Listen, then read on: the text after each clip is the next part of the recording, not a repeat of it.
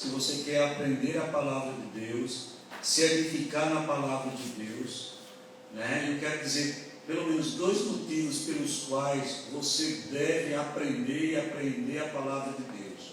Porque ela é lâmpada para os seus pés e é luz para o seu caminho. O outro motivo também, né, que você deve aprender a palavra, né, do Senhor, é que ela, na verdade, né, é a espada que é apta para discernir os pensamentos e os propósitos do coração. Então, a palavra de Deus é o fruto, é o fundamento do discernimento espiritual para o crente. Não é como nós podemos dizer, a suposição ou a intuição que é o discernimento. Discernimento tem a ver com o quê? Com intimidade com a palavra de Deus, e essa palavra de Deus que está no seu coração, na sua mente, na hora que precisar, o Espírito Santo vai usar como instrumento para que você seja uma pessoa que sabe discernir pela palavra entre o que é de Deus, o que não é de Deus, o que é seu, o que é do homem, não é?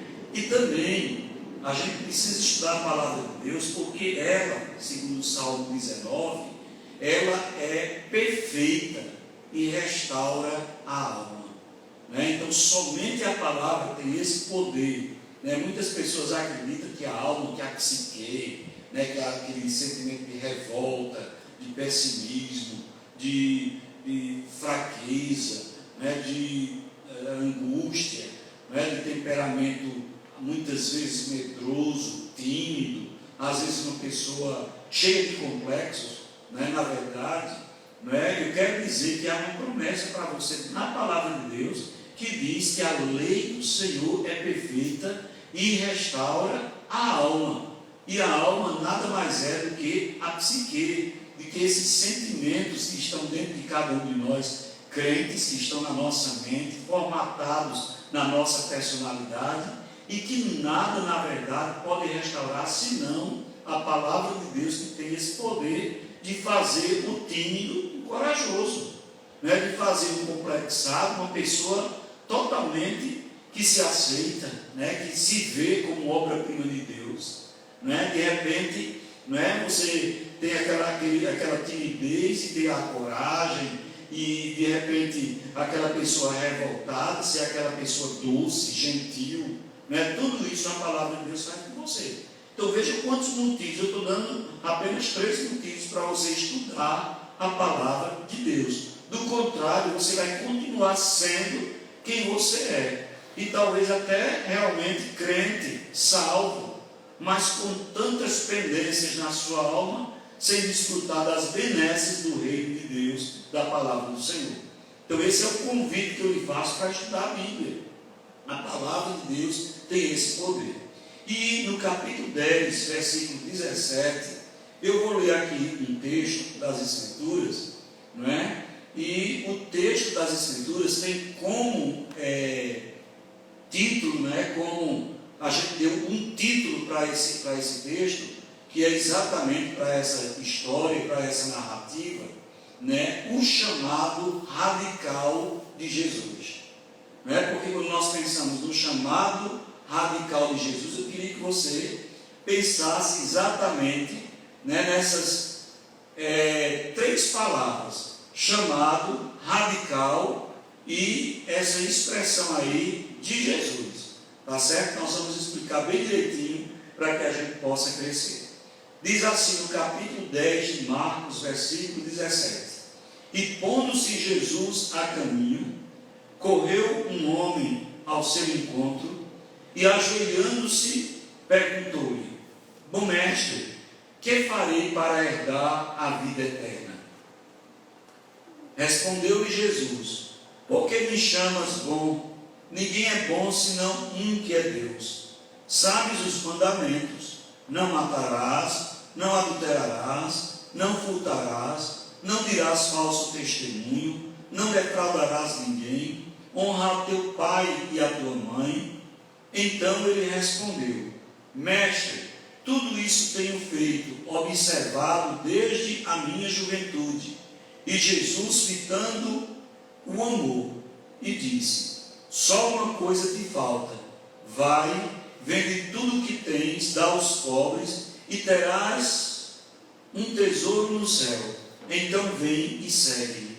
Ele, porém, contrariado com esta palavra, retirou-se triste, porque era dono de muitas propriedades. Não é? Esse texto que nós lemos, esses versículos, a partir do versículo 17, é um versículo que vem da sequência do versículo 16, que conta a história nessa perícope aí, do versículo 13 até o 16, vai contar, obviamente, uma narrativa, a história em que Jesus, na verdade, ele tem uma experiência e toca nas crianças, que algumas mães estão trazendo essas crianças para que Jesus abençoasse.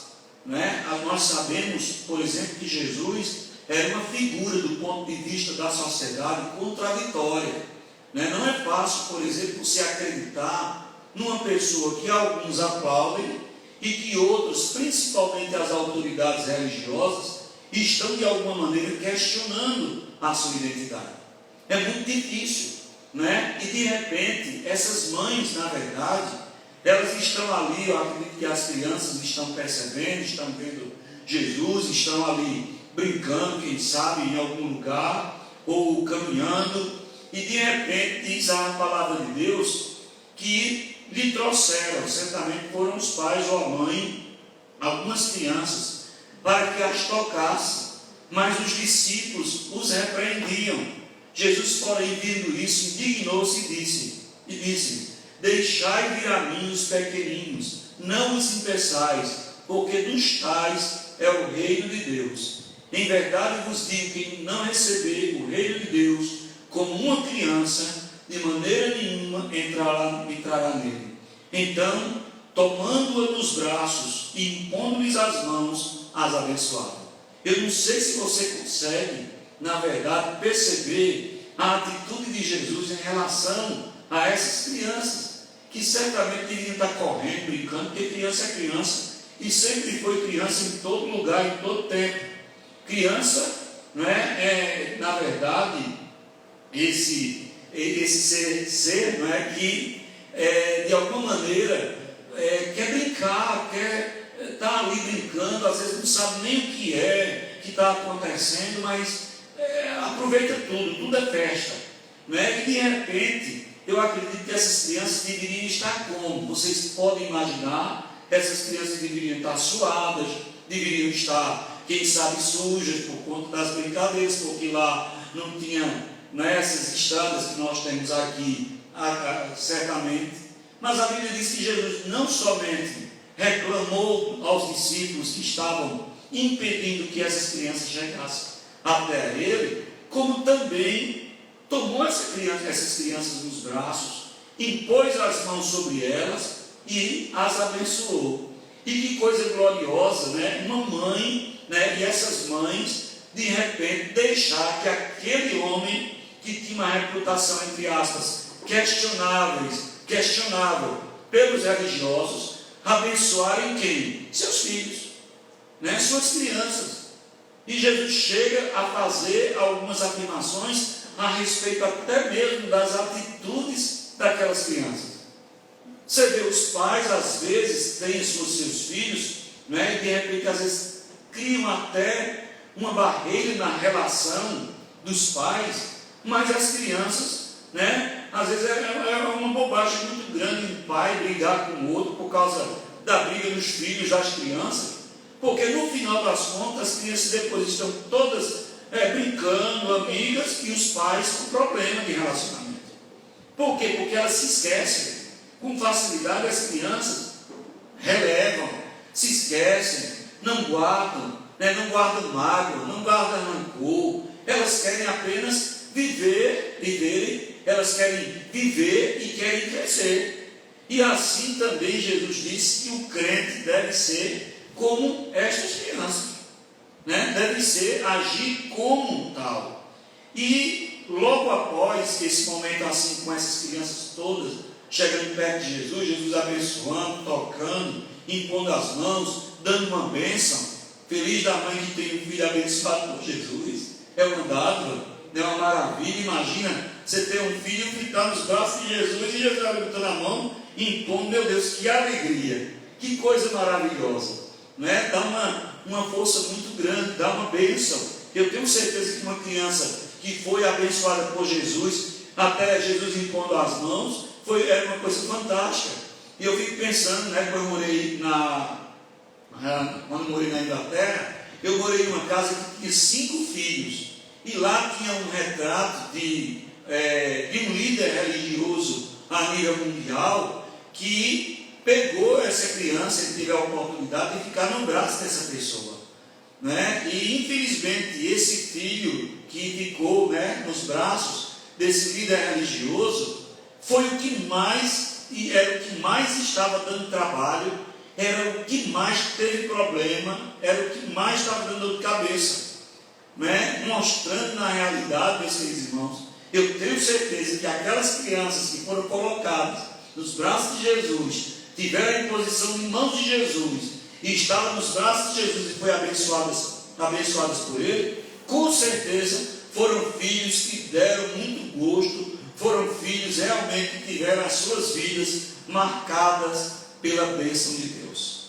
Louvado seja Deus. Diferentemente, obviamente, dos homens e das muitas vezes religiões e seitas que a gente tem por aí, quando as pessoas estão procurando receberem alguma coisa.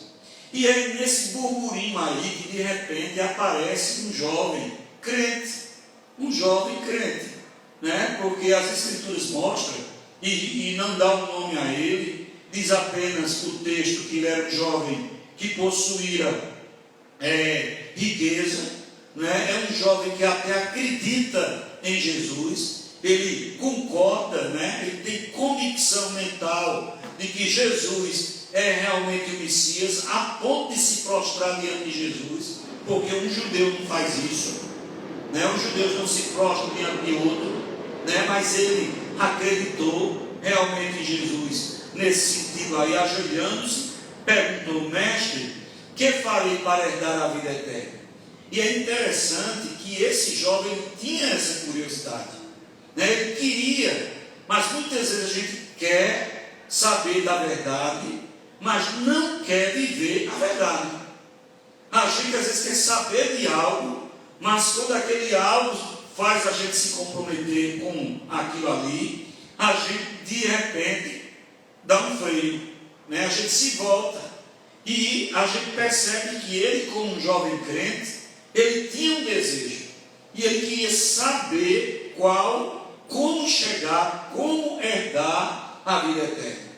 Apesar de muita herança, de muito dinheiro, de muitos bens, ele tinha um vazio dentro dele, ele tinha uma necessidade de saber, não é, a questão da vida eterna, não é? O que fazer para herdar a vida eterna. E quando ele se prostra diante de Jesus, ele chama Jesus de bom, não é? Bom mestre, não é? Jesus diz que ninguém é bom senão Deus, que é só um que é Deus, né? E aí Jesus diz para ele: sabes os mandamentos, mostrando, na realidade Jesus estava aqui, né, trabalhando exatamente com a questão, preste atenção, em relação à visão do Antigo Testamento, da Antiga Aliança, porque muitos que viviam segundo o ensinamento da Antiga Aliança acreditavam que a salvação era exatamente pelo cumprimento da lei, não é? E esse nunca foi o propósito desde o Antigo Testamento, né? Nunca foi o propósito. Deus nunca salvou por causa dos méritos humanos. Deus sempre salvou pela graça, por meio da fé, desde o Antigo Testamento. Lá no próprio Evangelho, em Gênesis capítulo 3, versículo 15. E aí o Senhor mostra para ele, né, a questão dos mandamentos, trazendo para ele a realidade, mostrando de alguma maneira para ele a base do que ele na verdade pensava, né, do que a religião ensinava.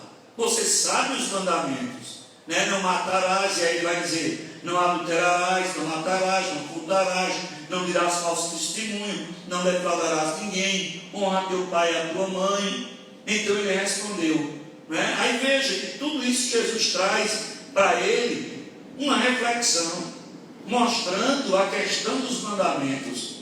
E obviamente, uma vez mostrando a questão dos mandamentos, Jesus está de alguma forma provocando, né? Provocando no coração daquele jovem o que? A deficiência, a necessidade dele de salvação, mesmo cumprindo alguns mandamentos. Porque quando Jesus cita os mandamentos, ele está querendo de alguma maneira mostrar que nenhum homem normal é capaz de cumprir o mandamento, e nenhum homem foi capaz de cumprir os mandamentos, exceto Jesus de Nazaré. Então ninguém pode ser salvo. Então a vida eterna não é para quem cumpre os mandamentos, não é? A vida eterna, de fato, é para quem crê em Cristo Jesus, para quem tem a salvação por graça, por meio da fé. Porque nenhum aqui de nós poderíamos até acertar em um mandamento, olhar para a nossa vida e dizer, meu Deus, eu não sou assim, eu não faço isso, mas já faço aquilo. Eu não sou desse jeito, mas já tenho esse jeito. Eu não digo isso, mas já faço aquilo. Então todos nós, em algum ponto, né, dos mandamentos, do decálogo, que eles tinham essa expectativa de que por meio do cumprimento dos mandamentos serem salvos, Jesus chega e diz, não. Ou vocês, na realidade, entendem que são salvos pela graça, por meio da fé, nos méritos de alguém, de um outro. Por isso que a nossa religião, como disse A.W. Tozer, é estranha, porque a gente fala com uma pessoa que não viu, uma pessoa que não conhece, e acredita até que somos salvos por causa de méritos de outros. Ele diz isso, então é uma religião estranha, mas é a que Deus propôs para nós, pela fé. Louvado seja Deus. Não é? Então, Jesus chega e diz, olha, nada disso, é isso aí, e aí, o que é que você acha? E aí ele diz, mestre, tudo isso tenho observado desde a minha juventude. Não é? Então era uma pessoa altamente religiosa, era um homem religioso. E como um homem religioso, eu fico pensando, por que ele foi procurar Jesus? Por que ele não foi procurar um sacerdote? Por que ele não foi procurar o sumo sacerdote? Por que ele não foi pedir orientação ao sumo sacerdote? Não é verdade? O certo era esse, no templo ou numa sinagoga. Mas ele vai exatamente a Jesus pela testificação do que Cristo representa, né? Através de tudo que Cristo tem feito e ensinado, aquilo mexe com ele e ele entende que Jesus tem a resposta certa. Mas uma coisa é entender que o outro tem a resposta para mim, mas o problema é eu querer, de fato, obedecer àquela orientação. Esse é o grande problema. Esse é o grande desafio, né, de todos nós. Às vezes, pedimos um conselho já querendo um conselho que a gente quer ouvir. E esse é um perigo muito grande, porque a gente, quando pede um conselho querendo o conselho que a gente quer ouvir, geralmente esse conselho nos leva para o abismo, né? Nos leva para o abismo. É bom a gente ouvir o conselho que Deus quer nos dar. É como a palavra pregada todos os dias na igreja. A gente tem sempre que pedir a Deus, Deus, fala o que tu queres falar, o que eu preciso ouvir, e não o que eu quero ouvir, né? O que eu preciso ouvir, para quê? Para mudar, para crescer, para absorver, para ter atitude que glorifica o teu nome. E aí ele diz, mestre, tudo isso tenho observado desde a minha juventude. Então mostra que era um rapaz rico, que era um homem rico, que tinha propriedades, mas que era um crente, era um religioso. Era um homem que vivia praticando a sua religião e que, na realidade, fundamentava a sua salvação. Ele já tinha a resposta. Em quê? Na lei. Se eu não mato, se eu não roubo, se eu não adultero, se eu amo meu pai e minha mãe, se eu não defraudo ninguém, se eu não digo falso testemunho de ninguém, então eu estou salvo. Se eu estou salvo, então o Messias, por isso aí, não precisava ter vindo. Não é verdade? Mas ele veio exatamente porque nenhum de nós é capaz de cumprir, na verdade, cumprir os mandamentos. E a gente vê isso, irmãos, só é citar um em um. Mas eu cumpro todos os mandamentos, eu sou uma pessoa obediente, eu cumpro o decálogo. Vamos lá? Vamos. Aí vai o primeiro, realmente o primeiro Deus. Vai no segundo. Aí quando vai chegando lá para o outro, vai chegando no final, no 10º, não é? Quando diz que a gente não deve, né, não deve desejar, cobiçar, e daqui a pouco a gente se acha, a gente vê que não dá, não dá, gente. Não dá, meu irmão. Não dá, minha irmã. A gente está realmente comprometido com o pecado, com a infração desses mandamentos, né, que são tão preciosos, mas que nós não temos a capacidade de, na verdade, cumpri-los todos, porque não temos a habilidade para tal. Só Jesus Cristo cumpriu, louvado seja o nome do Senhor. Então, esse jovem, ele é crente, ele é um crente, que eu digo, religioso, um crente que tem sua convicção apenas na mente, né? Que sua experiência está apenas na lei, na mente, não desceu realmente para o coração. E Jesus fitando o amor, né? O amor, mesmo com aquela visão religiosa dele e tal, né? Jesus não despreza, Jesus não bane de sua presença, né? Você não quer ser crente? Não. A Bíblia diz que Jesus olhou para ele e teve esse amar, é como se tivesse misericórdia. Ou como está enganado, né? Ou como é difícil pensar, ou que tormento deve ser para esse rapaz, porque ele nunca vai conseguir cumprir tudo, e ele nunca vai se sentir realmente aconchegado por essa vida eterna. Vai ser cama curta e cobertor estreito sempre na alma dessa criatura, porque ela sempre vai estar dependendo de alguma coisa, e essa alguma coisa nunca vai suprir. É isso que Jesus está dizendo. Jesus olha para ele e o ama, e tem misericórdia, e diz ele, não entendeu, mas eu vou dar aqui uma oportunidade. Eu vou mostrar para ele, eu vou tocar num ponto importante que ele tem, né? Que Jesus sabia, obviamente, de tudo por ser Deus também, e de alguma maneira ele vai agora testar, não é testar para si, porque ele sabe, mas ele vai testar o coração do próprio jovem, para o jovem se conhecer. Esse jovem sai da presença de Jesus triste, se conhecendo. Pelo menos ele sabe quem se é. A gente não sabe o destino dele depois, né? Que tipo de experiência ele teve, porque a Bíblia diz que todos os livros, se fossem, João mesmo disse, se fosse escrever todos os relatos, nenhuma biblioteca cabia os livros do que Jesus fez. Nós não sabemos o final dele, mas para nós aqui, meus queridos irmãos, o final é o quê? Né? Aí ele diz, mas só uma coisa te falta, só te falta uma coisa. E agora chegou a hora. E que hora é essa que falta? Né? O teu problema não é o problema da tua convicção. O teu problema é um problema de coração. O teu coração está envolto aqui as questões, né, daquilo que você possui. Aí Jesus diz, me dê, me ofereça. Como fez com Abraão? Né? Eu acredito que Jesus lá queria que ele desse, isso aí foi um teste.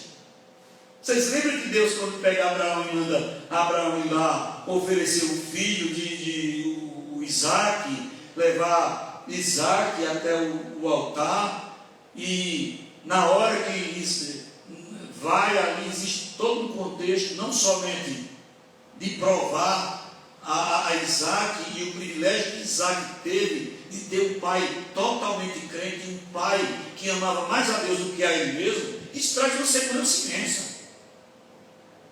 Um filho e um parente que sabe que a pessoa ama, né, a Deus mais do que todas as coisas, é uma pessoa que tem segurança, porque não vai abrir mão de valores, etc.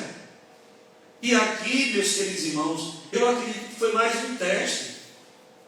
Né? Talvez ele dissesse, está certo, Senhor, eu quero distribuir os meus bens, eu quero dar aos pobres, eu quero fazer tudo isso e quero te seguir. Aí o Senhor poderia dizer, não, faz o seguinte, né? Eu fiz isso aqui com você, fiz esse teste, realmente, uma vez que você disse isso, fique com os seus bens, vai continuar trabalhando, porque você demonstrou para você mesmo, não é? Ser uma testemunha de que realmente ama a Deus a despeito dos bens. Use-os para a glória do teu nome, do meu nome e para o bem do pobre, do próximo. Seja generoso. Veja que coisa linda, não é? Então, a gente quando vê assim, dá aos pobres e terás um tesouro no céu. Então vem e segue. É exatamente o que Jesus disse. Se você não perder, você pode procurar o que não perdeu? Não. Você só vai procurar e só vai achar o que você perdeu. Então ele disse que aquele que perde a vida, encontrá-la. E se você não perdeu essa vidinha aí, está segurando aí, né, as questões relacionadas, né, a tudo que, porque isso, Deus pode estar querendo lhe testar, lhe provar e mostrar que você não é tão crente assim não. Que o seu coração não está tão no Senhor, como o desse jovem, que não tinha nome, mas que pode ser eu e você. Pode ser nós. Podemos ser nós. E ele diz, e depois que você fizer tudo isso, aí você vem e faz o quê? E segue. Veja que chamado radical. Dá aos pobres, depois vem, segue. Aí o que é que acontece? Esse jovem rico, na realidade, ele prova que é apenas um religioso. Né? Eu posso até cumprir determinados mandamentos, mas deixar tudo isso por Jesus, pelo Senhor para seguir, posso não. Então o problema é de coração. O problema, na realidade, é de prioridade, é nas riquezas. A Bíblia diz que ele saiu triste. E se você olhar nas Escrituras, de todos, o único que saiu triste da presença de Jesus foi ele. Nenhum outro. Porque foi incapaz de amar Jesus. Foi incapaz de amar Jesus mais do que as suas próprias riquezas. Tá certo? Então, meus irmãos, o chamado radical de Jesus, né, esse é o título de nossa mensagem, o chamado radical de Jesus. Ele manda mesmo, ele entra mesmo no profundo de nós e diz, eu quero isso realmente, não é de você. Prove para você mesmo, né? E veja quem você é, como um espelho, mostra que nós somos, né? E as condições para esse chamado, meus queridos irmãos, esse chamado radical, é um chamado que não se preocupa muito com numerologia, não. Com a numerolatria, não. Porque se você olha, por exemplo, para João, capítulo 6, né, versículo 68, o que é que Jesus vai dizer quando os apóstolos vão embora? Ele vai dizer para Pedro, quando fica desesperado com o povo indo embora, ele diz, não, e você também não quer ir não? E aí Pedro diz, para quem iremos nós? Não é nem para onde. Porque o onde não é importante. O céu não é importante. O céu só é importante porque Jesus está lá. Então a gente vai para Jesus. E lá, se Jesus está, é céu para nós. Glória a Deus. Então, não é essa questão. Veja que o chamado radical tem essas condições para que a gente não se preocupe com o quê? Com o número de quantos vão estar, quantos não vão estar. Outra coisa também, as condições para esse chamado não são vantagens. Não é porque a palavra de Deus diz lá em Lucas capítulo 6, versículo 28, quando Jesus fala, os discípulos, Senhor, seguir-te-ei para onde quer que for. Eles vão. Filho do homem, não tem nenhum deles na cabeça.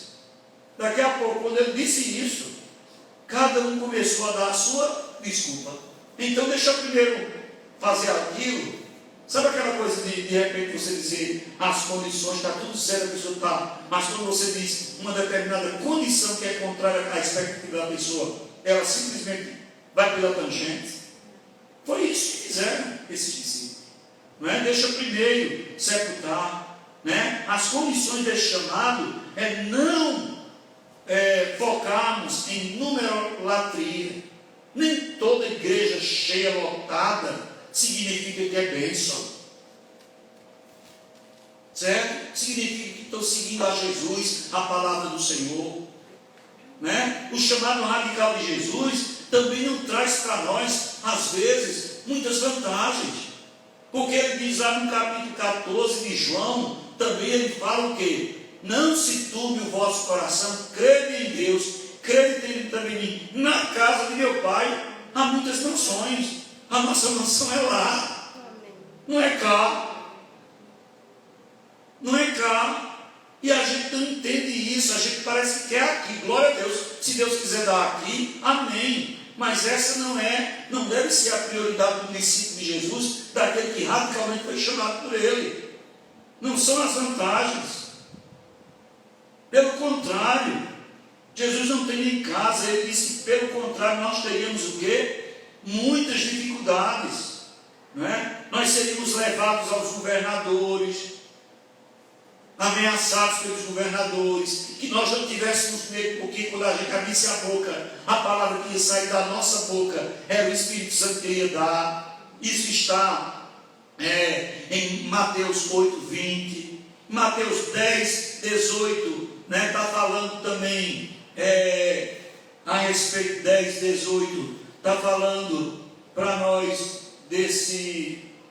por minha causa sereis levados à presença de governadores e reis, para lhes servir de testemunhos a eles e aos gentios. E quando vos entregar, não cuideis como ou em que haveis de falar, porque naquela hora vos será concedido o que haveis de dizer, visto que não sois vós o que falais, mas o Espírito de vosso Pai é quem fala em vós. Então veja, quais são as vantagens?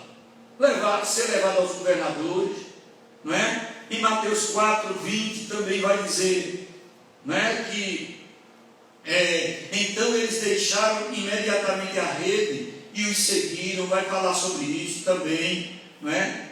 Então, deixar as vantagens, nós não, que olhamos, o chamado radical muitas vezes não traz vantagens do ponto de vista humano, não é verdade? Vocês estão entendendo, minha gente? Claro que muitas pessoas têm, a gente não está dizendo aqui, e muitas vezes quando vamos evangelizar, olha, assim como fulano pregou a palavra, assim como Beltrano, Deus fez na vida de Beltrano, vai fazer na sua. Não necessariamente. Não é? Nem todos, a gente olha para as Escrituras, nem todos foram poupados como Moisés, muitas crianças foram mortas. João escapou e não foi assassinado dos apóstolos, mas todos os outros foram. E nem por isso deixou de ser bênção e de ser vitória. Então, glória a Deus. Se Deus aqui quer nos proporcionar muitas vitórias, quer nos dar mansões, glória a Deus. Mas essas não são as vantagens prometidas do chamado radical de Jesus para a nossa vida. Outro detalhe, o chamado radical de Jesus não é deixar para amanhã. A gente viu aqui que no versículo 4, capítulo 4, versículo 20, então eles deixaram imediatamente as redes e o seguiram. Ou seja, apresso-me em fazer a vontade de Deus. A gente não tem que deixar de esperar para fazer a vontade de Deus amanhã, depois. Glória a Deus, que Deus é tão misericordioso, que se usa de todos os meios, que às vezes está lá, ali, orientando, aconselhando, mostrando o caminho. Mas, meu irmão, se o Espírito Santo não convencer, e às vezes ele convence e se usa de diversos meios para convencer a pessoa a chegar ao centro da vontade de Deus. Mas a gente faz a nossa parte, e é interessante que a Bíblia diz que imediatamente, não fica protelando, não, amanhã, depois, não, é hoje, é agora. Apresso-me, como disse o salmista, em fazer a tua vontade. Então o chamado radical de Jesus é deixar tudo imediatamente. O que é isso? Os apegos. Os apegos. Deixar isso de lado. Amar a Deus, o chamado radical de Jesus, amar a Deus e demonstrar, quando nos prova, para nós mesmos, como ele fez com esse jovem. Sua salvação era dos seus méritos, o seu Deus era a sua riqueza. Ou quem sabe alguns mandamentos que estava bem. Irmãos, quantos de nós nos damos bem em alguns mandamentos? Eu acho que eu sou uma pessoa que eu teria muita dificuldade de matar alguém. Eu teria muita dificuldade. Até mesmo legítima defesa teria que ser pelo impulso, não naturalmente. Mas já tenho outras inclinações. E eu tenho certeza que você também. Para você dizer, não, eu tenho coragem de fazer isso.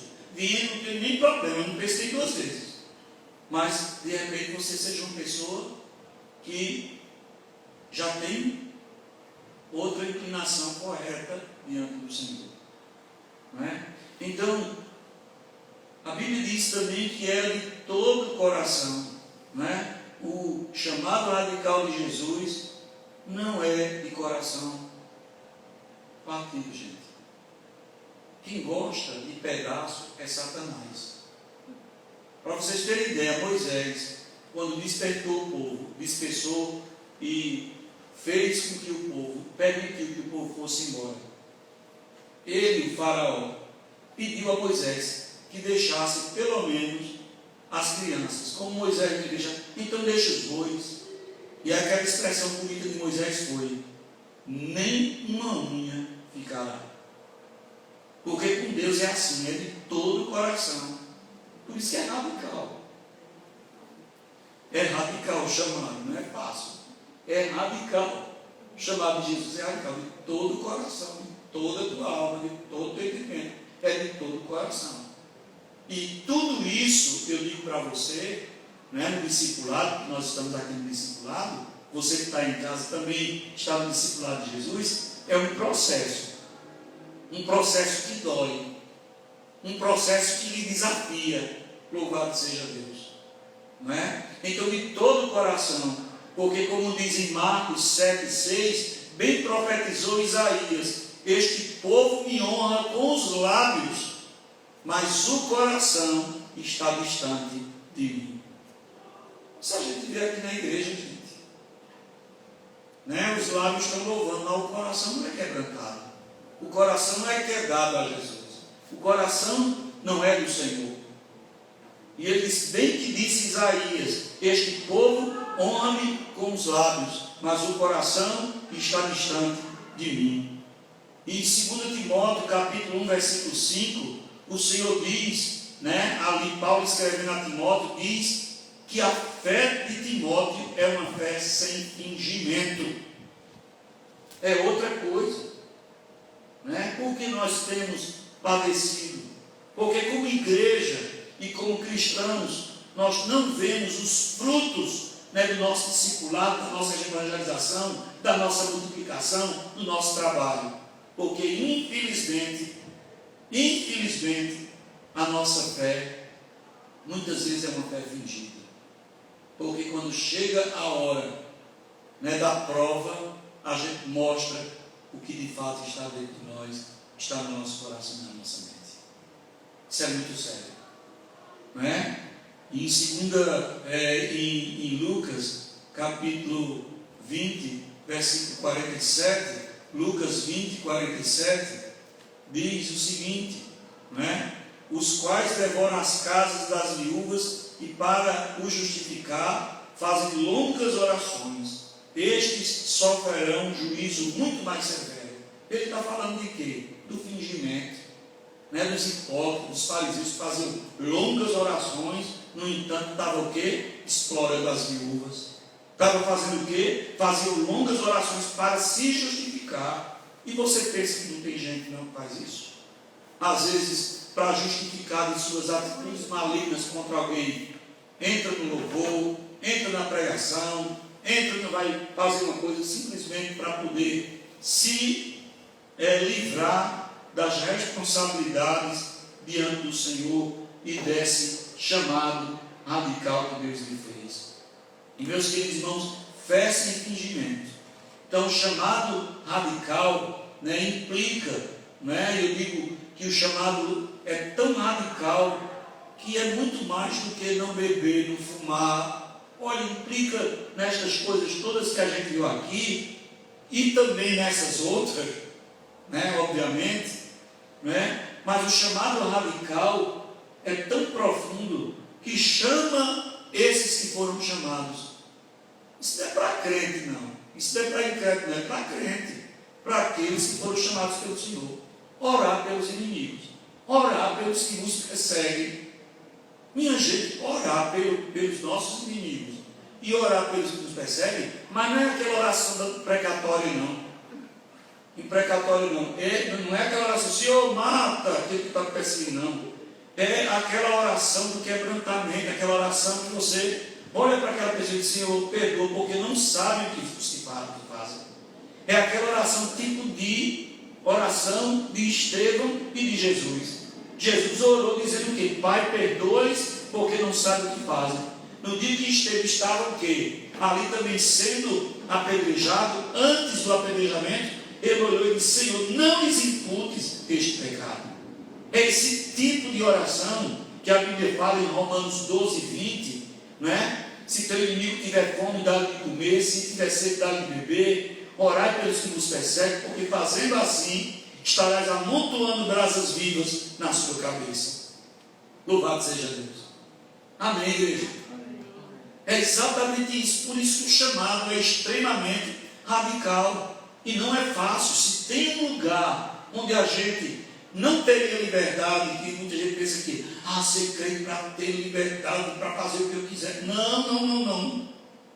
É o lugar onde a gente tem mais responsabilidade. É o lugar onde a gente tem mais comprometimento. É a igreja de Cristo. E infelizmente tem muita gente que faz parte da igreja do corpo físico de Cristo, mas não do corpo místico de Cristo. Que é exatamente fazer parte desse corpo de Cristo que entende essas verdades. Que isso é verdade na vida da gente. E que se não for, isso deve despertar em nós para ser. Não estou dizendo aqui que isso já é no sentido de prática, mas isso, se nós estamos aqui, é porque vocês vieram e estão aí aprendendo, dizendo, Senhor, eu quero aprender contigo. Ao quê? A ser mais cristão. Então, o que é esse chamado radical? Nada mais é do que essas atitudes. Chamar para você orar pelo que vos persegue. Orar em secreto e lutar não por sensacionalismo.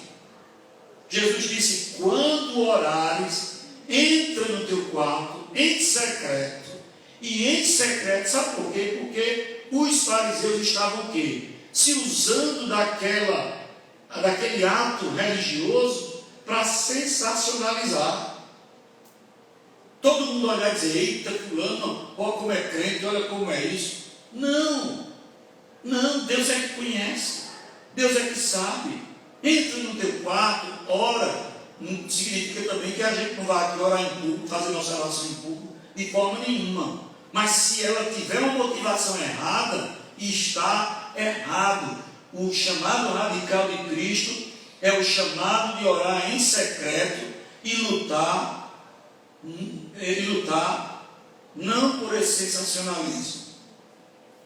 E o chamado radical de Cristo é, meus irmãos, da outra face, da esquerda.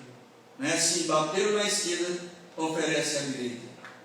Coisa que, infelizmente, isso não tem sido levado a sério por nós como cristãos. E a gente dá um péssimo testemunho. Nós damos um péssimo testemunho em relação a essa verdade.